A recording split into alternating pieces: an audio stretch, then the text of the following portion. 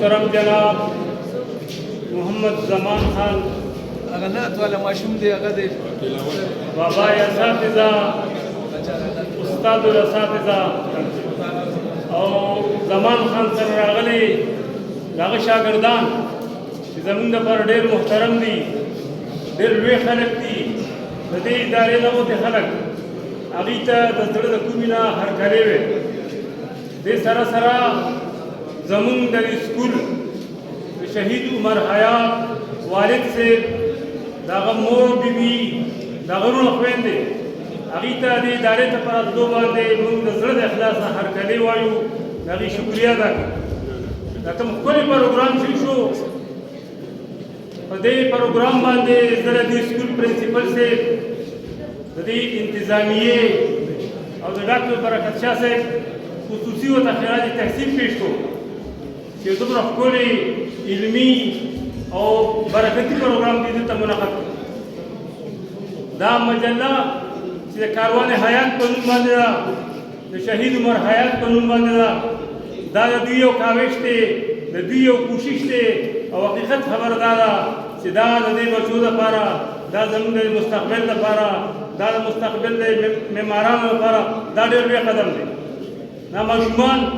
دې ته دا موقع ورکړل کېږي په دې رساله کې به انشاءالله تعالی دا کومه مجله چې ستاسو لاس کې ده دې کې به هم تاسو وګورئ په راتلونکي به هم زموږ د دې ماشومانو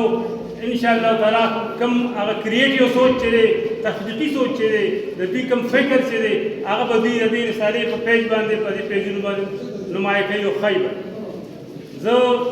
ډېر زیات شکرګزار یم د برکت شاه صاحب او د دې سټیج د ذمه دارانو چې زه یې راوغوښتم ما یې پکې د یو څو خبرو موخه راکړه زه وایم دا زموږ بچي ناست او د دې بچو نه مخکې دا کوم لوی خلک چې ناست دي دا د دې بچو لپاره موږ دې ځکه راغلي دي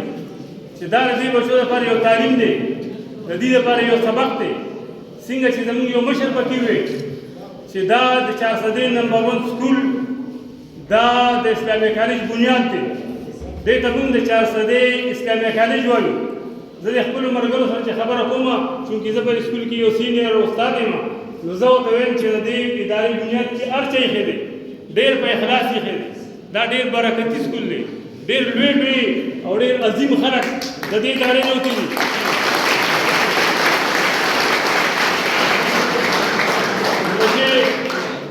تاسو به دا تسلسل جاري ساتئ د دې نمبر 1 چې کوم ستوري وتي دي دا به په مستقبل کې هغه ستوري تاسو جوړېږئ تاسو به انشاءالله تعالی ستاسو نو ډاکټران وځي ستاسو نو انجینران وځي تاسو کې به وکیلان او ججان وي په تاسو کې به استادان او پرنسپلان وي په تاسو کې به تاجران وي خو یو خبره ته کوم او په دې یو خبره باندې زه خپله خبره ختموم بچې ډاکټر هم شه انجینر هم شه لوی افسر هم شه وسړی ښه مسلمان شه وسړی ښه انسان شه